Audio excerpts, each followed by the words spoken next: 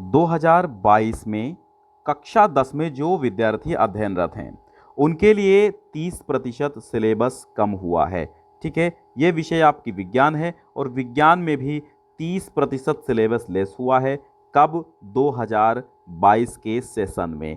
चलिए मैं आपको बताता हूं कि सत्र 2020-21 का ही मैं सिलेबस बताऊंगा। उससे पहले एक जानकारी मैं देता हूं आपको जो आपका डाउट क्लियर करेगी कि क्या 20-21 वाला ही सिलेबस चलेगा। मैं झूठ तो नहीं बोल रहा हूं, मैं व्यूज बनाने के लिए तो नहीं आपसे कह रहा हूं।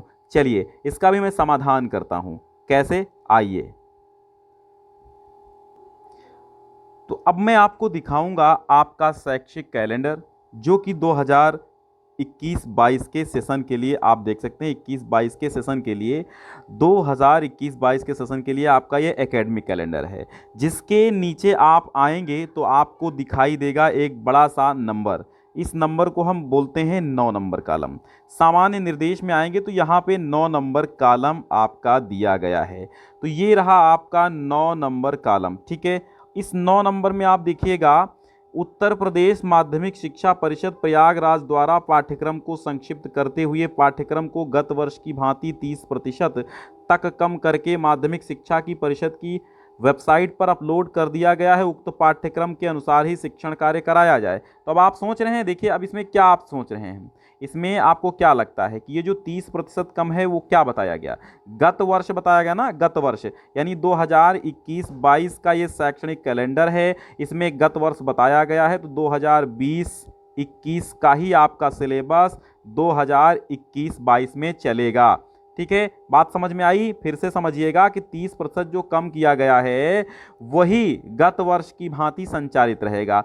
अब चलिए हम आपको सिलेबस बता देते हैं, विज्ञान में आपको क्या क्या पढ़ना और क्या क्या छोड़ना है। ठीक है, तो हम आ गए हैं आपके विज्ञान पर जो कि 30% आपका सिलेबस कम हुआ है। अब आप देखिएगा आपको क्या क्या नहीं पढ़ना है। क्या क्या आपको नहीं पढ़ना है? धातु एवं अधातु, धातु तथा अधातुओं के गुणधर्म, आयनिक यौगिकों का निर्माण तथा गुणधर्म, ये नहीं पढ़ना है। ठीक है, ये नहीं पढ़ना है, ये नहीं पढ़ना है आपको। ओके, इतना ध्यान रखिए, ये नहीं पढ़ना है आपको।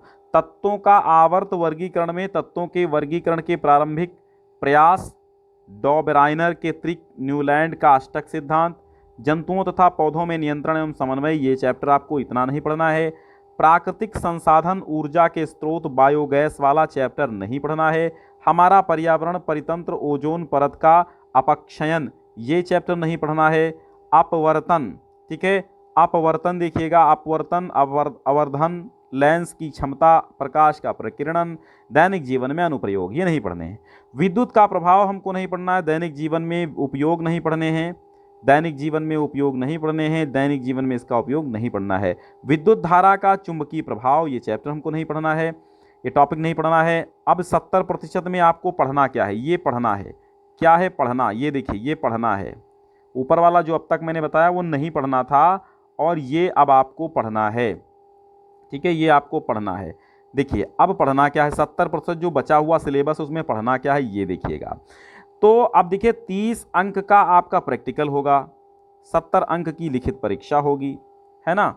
चलिए, तो आपको देखिए रासायनिक पदार्थ एवं प्राकृतिक व्यवहार, इससे 20 अंक का आएगा। जैव जगत से 20 अंक का आएगा। अपवर्तन से 12 अंक का आएगा। विद्युत धारा एवं चुंबकीय प्रभाव 13 अंक होंगे। यहाँ से प्राकृतिक संसाधन से 5 अंक का पूछा जाएगा। कुल 70 अंक का आपका पूछा जाएगा। ठीक है, तो सर्वाधिक आपके दो रासायनिक पदार्थ और जैव जगत, यहाँ से 20-40 अंक के प्रश्न पूछे जाएंगे, तो इसको कायदे से तैयार कर लेना। ठीक है, अब देखिए चैप्टर आपको इकाई 1 में रासायनिक पदार्थ रासायनिक अभिक्रियाओं वाला चैप्टर, इसमें जो आपको दिखाई दे रहा है स्क्रीनशॉट भी ले सकते हैं और उसकी पीडीएफ भी आपको मिल जाएगी। डिस्क्रिप्शन में मैंने लिंक दे दिया, वहाँ से डाउनलोड कर सकते हैं, 30% ऑफ सिलेबस का। ठीक है, तो वहाँ से भी डाउनलोड कर लीजिएगा। अम्ल, क्षार तथा लवण वाले पाठ में ये चीज़ें आपको पढ़नी है। धातु एवं अधातु में सक्रियता श्रेणी वगैरह आपको पढ़ना है। ठीक है, आगे चलते हैं। कार्बनिक यौगिक में आइएगा, कार्बनिक यौगिक वाला पार्ट भी आपको कायदे से तैयार करना है। देखिए तत्वों का आवर्त वर्गीकरण में आपको तैयार कर लेना है। जैव प्रक्रम इकाई 2 में पढ़ना है पाठ। प्रजनन वाला चैप्टर आपको पढ़ना है, HIV एड्स वगैरह बहुत इंपॉर्टेंट है।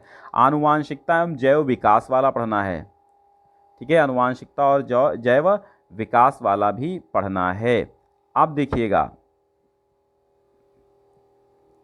प्राकृतिक घटनाएं इकाई 3 में संवृत्तियां ये पढ़ना है। अपवर्तन आपको पढ़ना है। विद्युत प्रभाव आपको पढ़ना है। विद्युत धारा का चुंबकीय प्रभाव आपको पढ़ना है। आगे बढ़िए। फिर आपको पढ़ना है विद्युत धारा का चुंबकीय प्रभाव, प्राकृतिक संसाधन में ऊर्जा स्रोत, हमारा पर्यावरण, प्राकृतिक संसाधनों का प्रबंधन। अब आप देखिए हमारा पर्यावरण आपको पढ़ना है, लेकिन ऊपर अभी आपने जब जो हटा हुआ था हमारा पर्यावरण, उसमें आपको क्या नहीं पढ़ना था, उसमें आपको ये टॉपिक नहीं पढ़ने थे। परितंत्र, ओजोन परत का अपक्षयन, ये टॉपिक नहीं पढ़ने थे, ठीक है, हमारा पर्यावरण।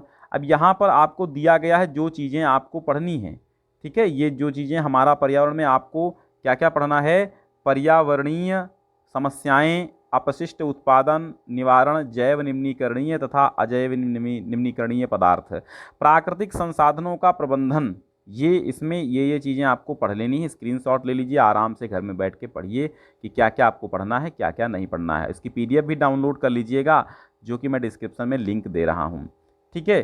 तो अब ये प्रयोगात्मक कार्य की सूची है। प्रयोगात्मक में आपको क्या करना होगा भाई, प्रैक्टिकल में देखिए 3 प्रयोग करने होंगे 9 अंक के। एक मौखिक कार्य होगा 3 अंक का, सत्रीय कार्य 3 अंक का, है ना। चलिए अब यहाँ पर देखिए कुल 15 अंक का होगा।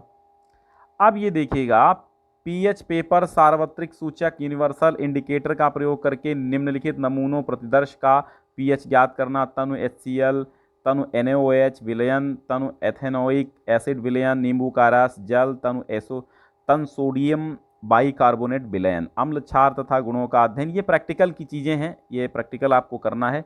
ये जो चीज़ें आपको दी हुई हैं तो आराम से आप स्क्रीनशॉट ले लीजिए और आराम से पढ़ लीजिए क्या क्या आपको करना है। इस PDF को पाने के लिए डिस्क्रिप्शन में मैंने लिंक दे दिया है, वहाँ से आप अपनी PDF पा सकते हैं, ठीक है। चलिए प्रोजेक्ट कार्य की सूची नीचे बहुत लंबी है, आप प्रोजेक्ट कार्य आराम से कॉलेज में भी पूछ सकते हैं, लेकिन आपको जो चीज़ें पढ़नी थी मैंने यहाँ से बता दिया।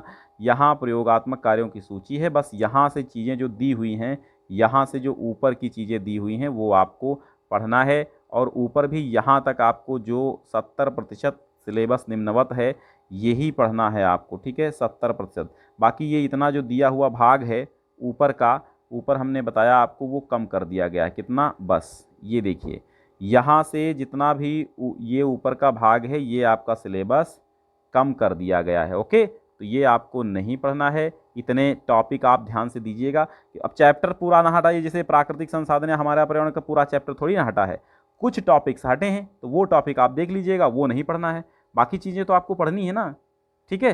चलिए बहुत बहुत धन्यवाद और जुड़े रहिए हमारे साथ। हिंदी की प्लेलिस्ट फुल बनी हुई है तो तुरंत आप पढ़िए, क्योंकि आपका 70% जो सिलेबस हुआ है वही मैंने पढ़ाया है। बहुत बहुत धन्यवाद, बहुत अच्छा लगा आप सभी से जुड़कर।